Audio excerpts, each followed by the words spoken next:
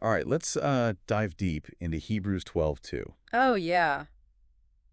But not the surface level stuff you already know. We're Right. here for the fresh sermon fuel. Yeah. The hidden gems that'll make your congregation go, whoa, I never thought of it like that. Exactly. We've got a stack of sermons from pastors just like you, Mm-hmm. all tackling this familiar voice in unique ways. It's like a master class in sermon prep, Right. really. Yeah. What's fascinating is how these pastors go beyond the obvious Right. and find fresh angles. Yes. Powerful illustrations, Mhm. thought-provoking applications. To Hebrews 12:2. Yeah. Okay, so let's jump right in. Okay. One pastor really grabbed my attention with their take on the paradox of the cross. Mm-hmm. It's both the symbol of death and the source of life. Yeah. How do you even preach on that without getting bogged down in theological jargon? Well, this pastor brilliantly brought in the Greek text Okay.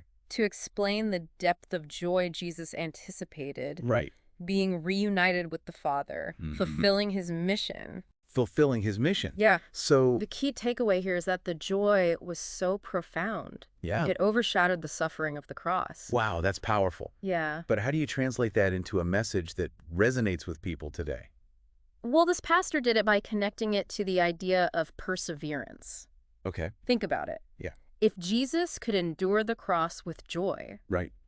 because he focused on the ultimate goal, Uh-huh. then we can endure hardships in our own lives by keeping our eyes fixed on the promises of God. So it's not about ignoring the pain Right. or pretending it doesn't exist. Yeah. It's about shifting our perspective, Yeah. focusing on the bigger picture, Yes. the hope that lies ahead. Mm-hmm. That's a message people can grasp. Exactly. Yeah. And this ties into another sermon we came across, Okay. which compared spiritual discipline to the rigorous training of an athlete. Mm. Not always fun, Right. but it produces results. Yeah, it produces results. This pastor even brought up the Greek word gymnasio, Oh, yeah, I remember that one. from which we get gymnasium. It's not just about going to the gym, though, is it? Right, gymnasio carries a deeper meaning. Okay. It's about being intentionally trained, Yes. disciplined, like an athlete preparing for a competition, Okay. and the result of that spiritual discipline, Yeah. the peaceful fruit of righteousness. So we're not just talking about following rules or being good for the sake of being good. Yeah. It's about intentionally training ourselves spiritually so we can stand firm in our faith Yes. and produce good fruit in our lives. Precisely. I like it. And this training isn't a passive activity. Right. Another pastor emphasized the active role we play in our faith journey, Uh-huh. using the imagery of a race. Oh, okay. We are called to run with perseverance, Right. not just sit on the sidelines. Yeah, not just be a spectator. Exactly. And they made a point of saying that Jesus is both the starting point and the finish line of that race. Oh, Right. yes. He sets us on the path and empowers us to keep going. Okay. It's a beautiful picture of how we are both reliant on him Yes. and actively engaged in pursuing him. Right. But the question this pastor wrestled with is, what are the things that trip us up in that race? Now this is where it gets really good. Yeah. This pastor used a brilliant illustration of runners in the Miracle Mile, Okay. specifically focusing on the moment when John Landy, who was in the lead, Right. glanced back Yeah. and lost to Roger Bannister. Oh, wow. It's a split-second decision that cost him the race. Yeah.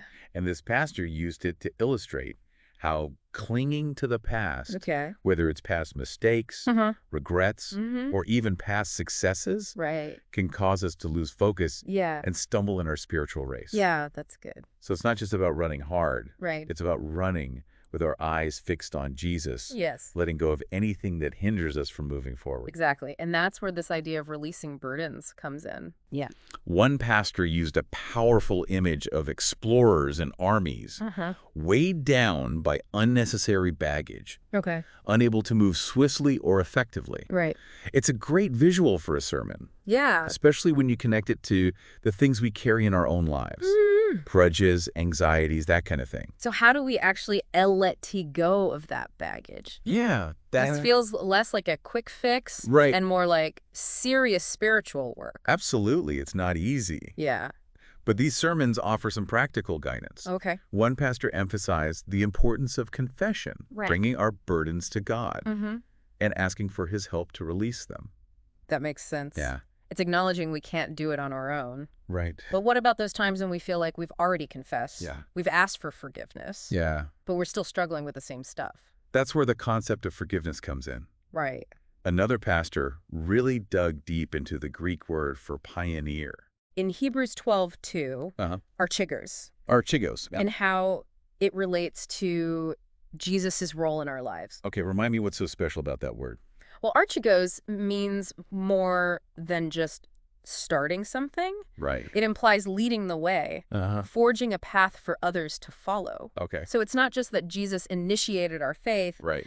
but that he continues to lead us to show us the way forward. So even when we stumble or get off track, he's there to guide us back. Exactly. And because he's Archēgos and he understands the path, the challenges, the temptations we face. Okay. This pastor used that to encourage his congregation, reminding them that Jesus doesn't condemn us for our failures, but offers us grace and guidance to keep moving forward. That's a powerful reminder. Yeah. Especially for those who feel stuck in a cycle of sin or discouragement. Absolutely. Now, one pastor took a different approach. Focusing on the communal aspect of our faith journey, they compared the Christian life to a relay race. Okay. With each generation passing the baton to the next. Oh, I love that imagery. Yeah. It highlights how we're part of something bigger than ourselves. Right. We're not running alone. Right. We have a responsibility to those who came before us and those who will come after us to run our leg of the race well. To run our leg of the race well. Yeah. It's about faithfully carrying the message forward, supporting one another, and celebrating each other's victories. So it's not just about individual perseverance. Right. But about encouraging one another. Spurring each other on towards the finish line. Exactly. And this pastor tied that back to Hebrews 12:2. Yeah. By emphasizing the need to focus on Jesus as our ultimate example. Yes. The one who ran the race perfectly and is now cheering us on from the sidelines. Oh, wow. Okay, so we've covered a lot of ground here. Yeah.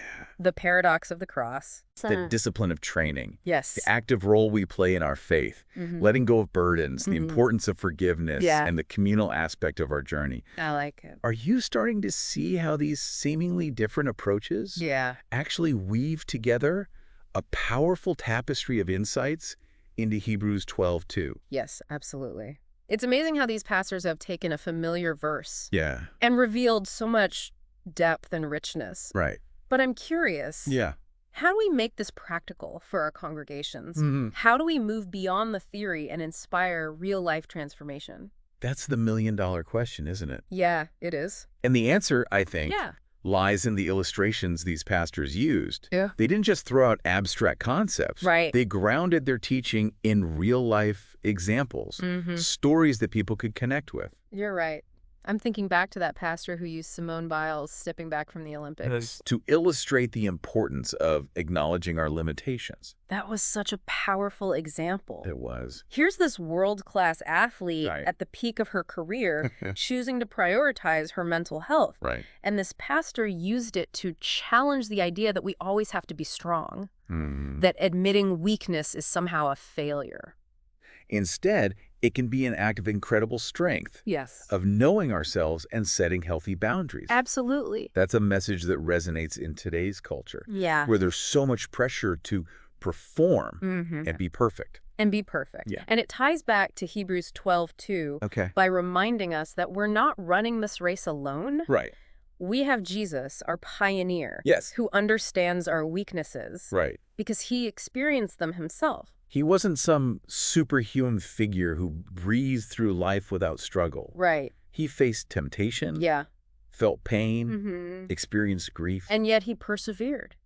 He remained faithful. And because of that, he offers us grace and compassion when we stumble. Absolutely. One pastor used a beautiful analogy of a parent teaching their child to ride a bike.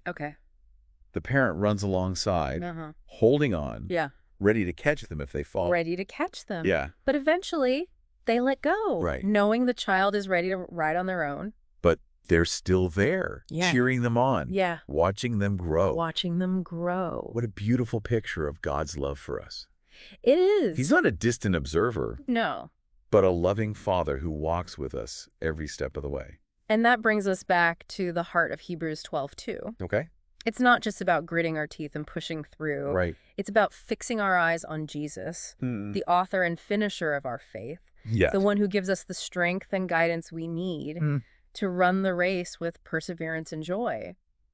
So as you prepare your next sermon or Bible study, think about the specific needs of your congregation. Okay. What are the burdens they're carrying? What are the doubts and fears that are holding them back? Right. How can you use these insights on Hebrews 12:2 to offer them hope, encouragement, and practical guidance for their spiritual journeys? Remember, this deep dive has just scratched the surface. Yes. Now it's your turn to dig deeper, to pray for wisdom, and to craft a message that will inspire your congregation to fix their eyes on Jesus and run the race with passion and purpose. Because ultimately, that's what it's all about, isn't it? It is. Pointing people to the one who leads the way, the one who empowers us to live lives that are full of meaning and purpose. Absolutely.